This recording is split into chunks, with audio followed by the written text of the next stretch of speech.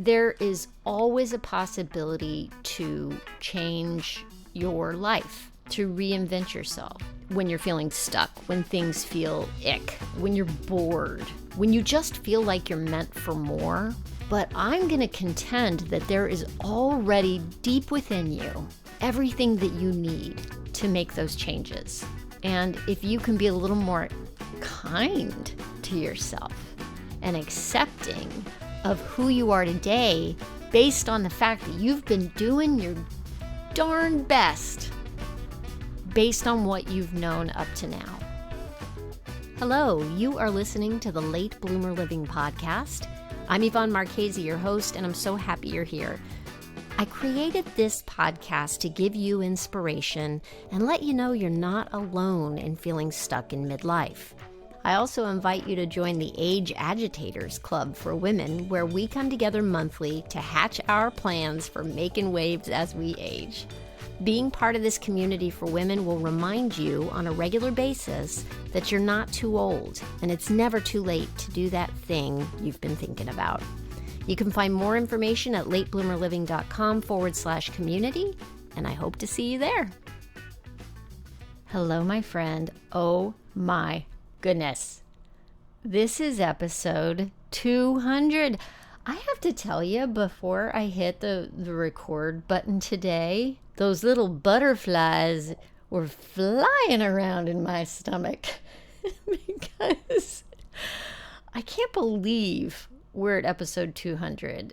It feels momentous to me, and it is. And this is a celebration. This is like a little personal party between me and you to celebrate 200 episodes of me doing this. Thank you for tuning in. If you've been with me for the long haul, thank you. If you're new, welcome. I started this podcast in June of 2020 during the pandemic. But the idea for the podcast went back to 2 years before that. And it took me 2 years to get out of my own way to make it happen. And I've been thinking a lot about where I started and where I am now. Ooh, I know what I want to do. I'm going to take us all back in time for a moment and play a little clip from my very first episode. Here we're going back in time. I want to talk about what it feels like to be new at something like podcasting. And frankly, aren't we all new at this collective experience of a world that's shifting and changing so rapidly? Crazy times. It's all this uncertainty that comes from the COVID shutdown, right? Well, when you're new at things, it's scary. And the only way through to the other side is to do the next step, the next best step. Aw, isn't she cute, that little baby podcaster, new fledgling in the world. Wow, that is a total blast from the past. And I also want to talk about celebrating your milestones. Do you take the time to appreciate how far you've come when you have a milestone, even if it's just a milestone birthday? And frankly, let's call every birthday a milestone birthday. We tend to tie them to the decades, right? The big numbers with zeros at the end. But are you celebrating your regular birthday as a milestone, looking back at what happened over the year and how you've grown? You know, sometimes that growth, frankly, can be painful, right? Am I right? And sometimes you have a banner year. And either way, it's worth celebrating, because here we are, still standing, surviving, and overcoming challenges, or being badasses in some way, shape, or form. Maybe not in every part of our life, but I bet you there's some part of your life where you are inspiring other people with your badassery. And I want to really encourage you to celebrate that for yourself as well. So thank you for being here to celebrate this with me. Okay, I want to talk about what I was thinking with this podcast when I started versus what I'm thinking now. When I started, the podcast was pretty solidly focused on the idea of reinventing yourself with a slant towards self-improvement, I would say. And over the years, I have pulled back a little bit, I'd say, on the idea of self-improvement. And I'm more focused for myself and for you on the idea of self-acceptance as a non-resistant path to reinvention.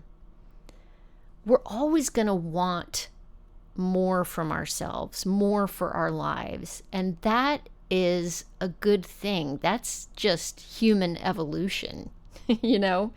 But when we think of it as improving ourselves, it starts from this idea that we need to be improved upon, when actually you're great just the way you are. I'm great just the way I am. One of the things that really changed that whole idea for me was I heard somebody say, so this is not my quote, but I use this phrase all the time. Okay, are you ready? Because I think this is a big deal. Reinvention isn't about changing yourself. It's about changing how you think about yourself.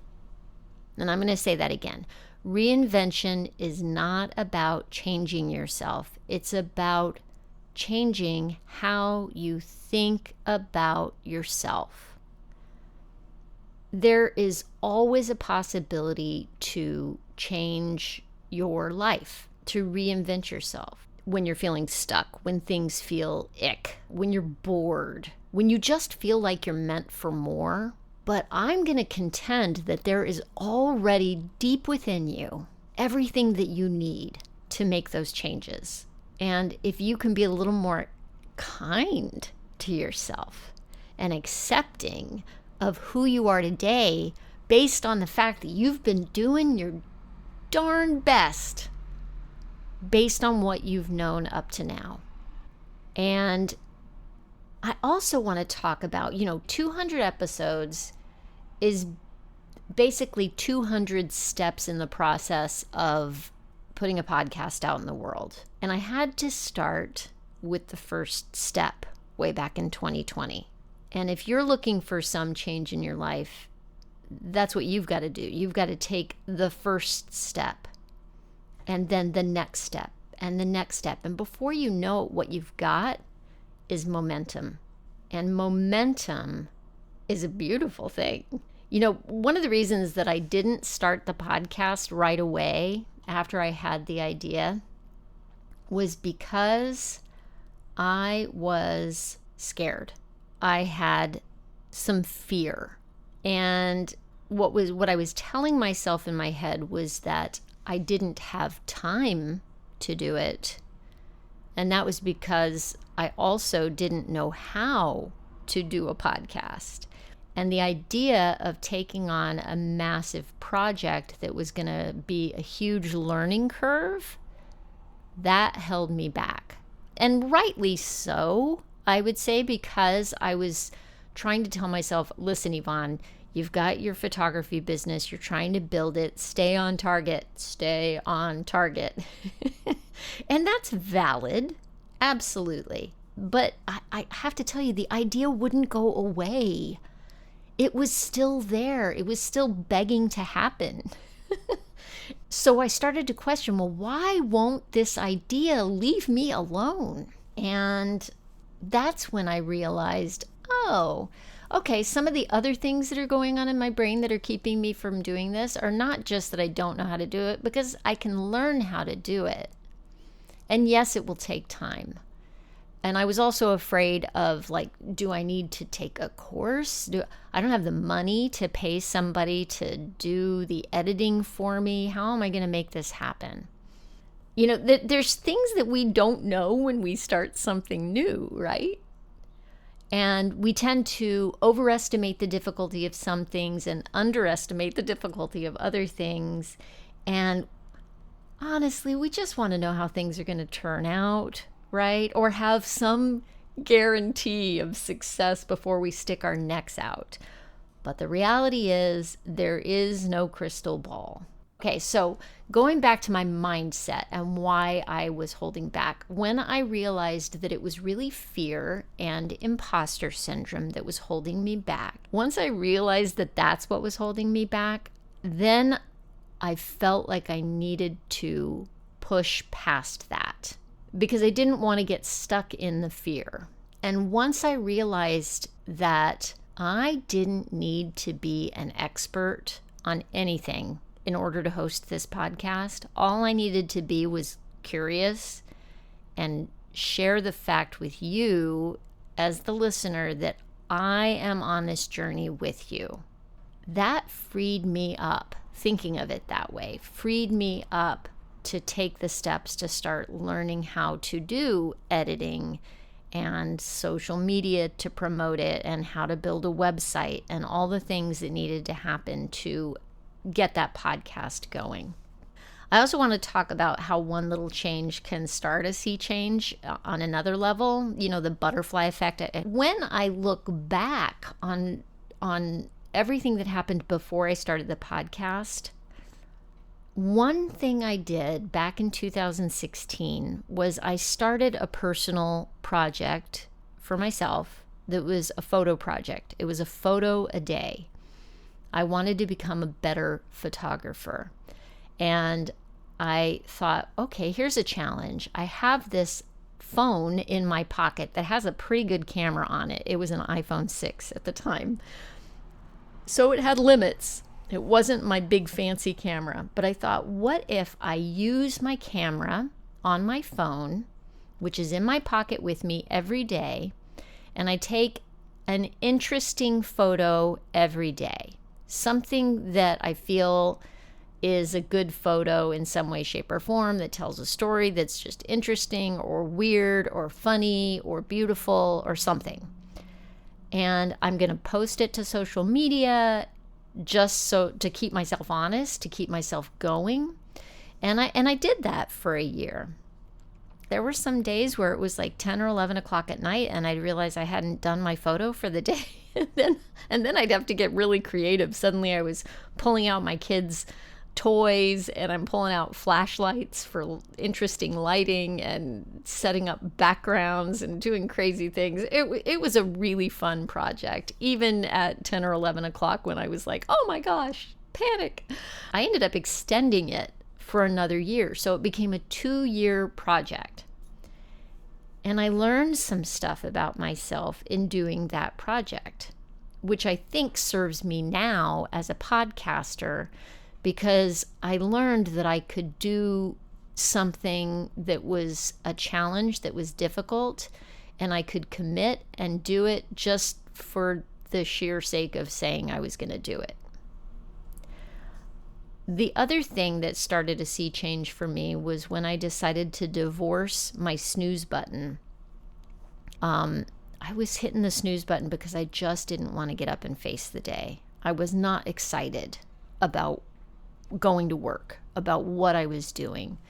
And it would set my day off on a really bad foot. Like, I'd get up, I'd be late, I'd feel anxious, and I'd be kicking myself and feeling like a failure before the day even got going. So I decided to start getting up earlier before my kids. I set the alarm clock across the room, so I'd have to actually put my feet up on the floor and walk over and turn it off, which helped me to just keep going, to get out of bed and just go. And I made a commitment to myself for 30 days. It was a little 30-day challenge to meditate every morning and move my body every morning. somehow some sort of exercise. And doing something like that also gave me a trust in myself. I would say the photo project and the 30-day experiment, which turned into that is now how I live.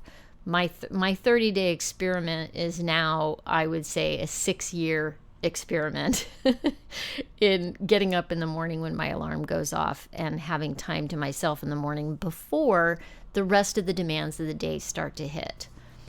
And it's just made a big difference. Another thing that helped me to get started when I was scared about this podcast was defining what success was going to look like.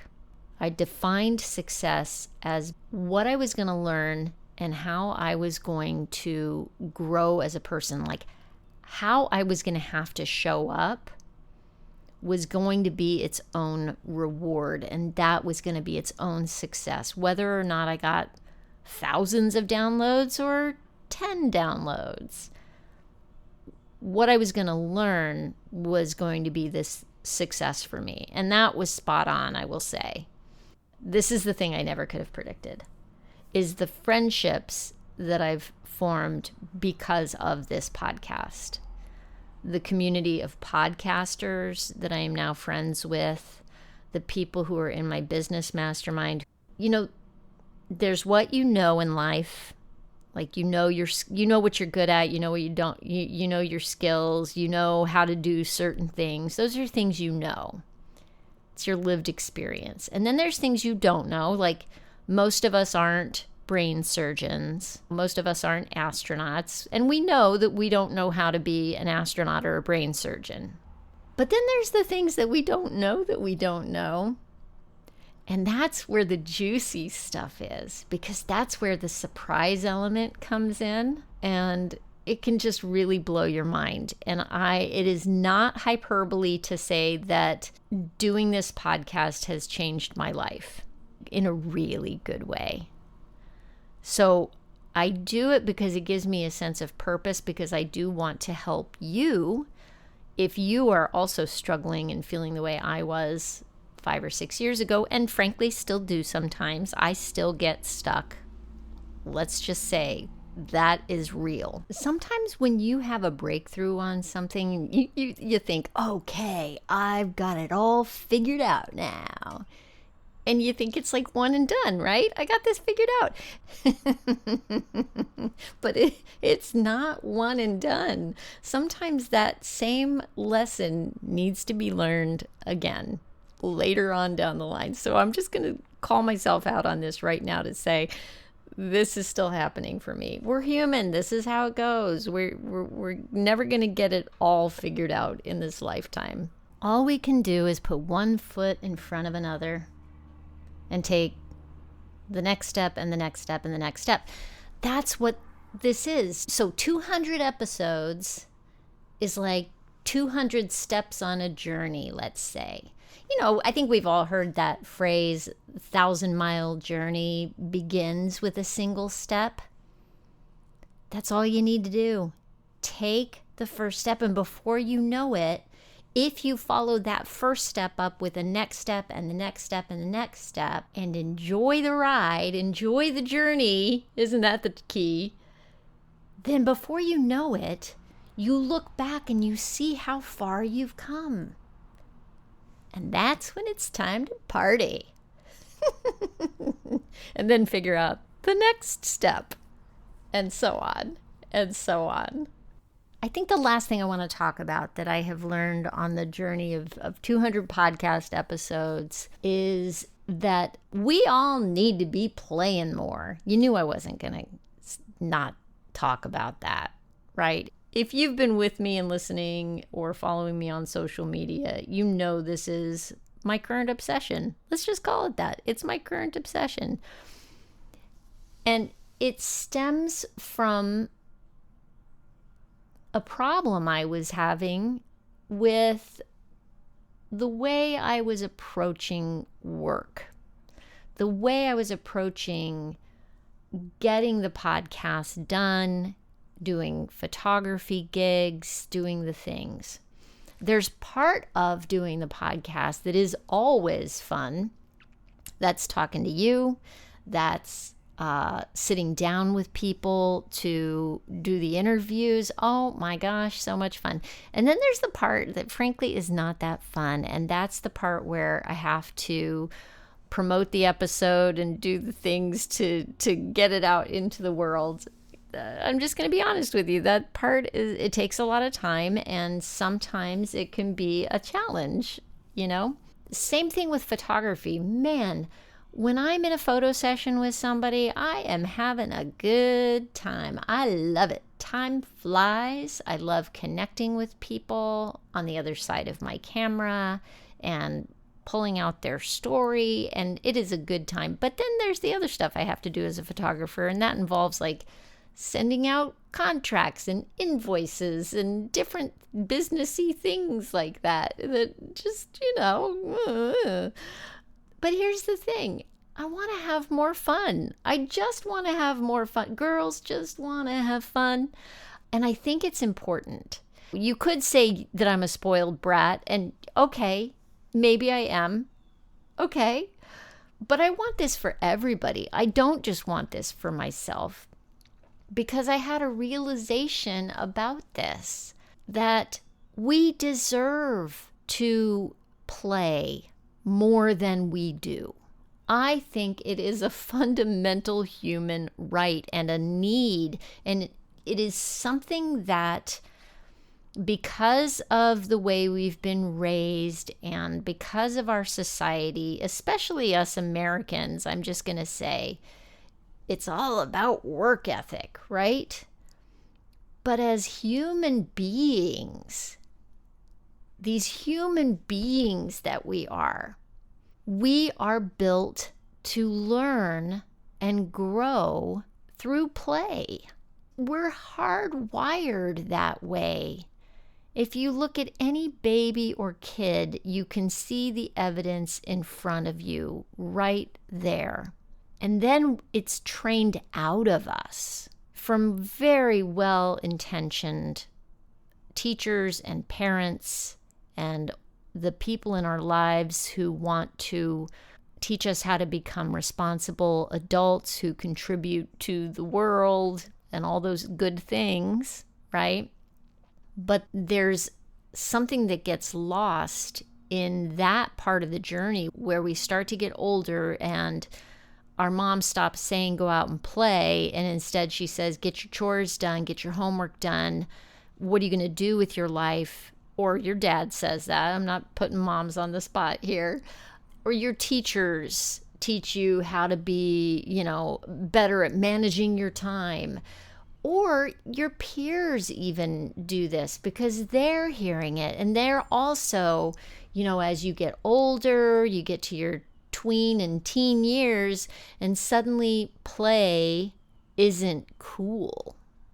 And if you are still playing like a child or acting silly, you will certainly get a smackdown from your peers for being silly, for being different. And that's when we all start to try to fit in. We try to fit ourselves into boxes that have been defined by other people. And I say enough already. In midlife and beyond, there's this wonderful opportunity that we can take advantage of. And the opportunity is a chance to have an awakening, to change how we think about ourselves, to reconnect to our true selves. And why not do it through play? Our sense of self-worth has become warped. It's become wrapped up in our productivity.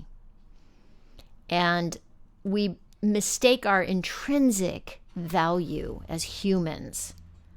We mistake that for our accomplishments and how we're perceived in the world. But your value is absolutely, undeniably already there. No matter what you do with your life or what your job title is or what kind of accolades you've earned, you are worthy, and you are worthy of giving yourself time to relax and play and explore yourself. That's my soapbox for today. Oh my goodness, I got a little hot under the collar there. Honestly, it's a lesson I'm trying to learn for myself. That's really what it is. And I'm glad you're here with me, learning it with me. I'd love to hear what you think. So if you do have thoughts on this, please share them with me. And if you are finding time to play or thinking about how to find time to play, get in touch with me. I do have a play shop coming up on October 19th that you can sign up for to learn how to unlock your playfulness and find joy at any age. So it's going to be on a Saturday from 10 in the morning Eastern time to noon Eastern time. We'll have some fun. It's online, so you can join me from anywhere. And you can go to latebloomerliving.com/play to sign up. I'll have links in the show notes for you if you want to do that. I've done this play shop a couple of times, and it has just been so much fun. So I hope you'll come join me for that. Share this episode with somebody, or share one of your other favorite episodes with somebody. Help spread the word about Late Bloomer Living. I would really appreciate that. If you could do that as a gift to me for my 200th episode, I would be so honored. So I'll be back next week with a wonderful guest I'm so excited about. And in the meantime, you have a great week. Thank you so much for listening. Always be bloomin' and bloom like you mean it.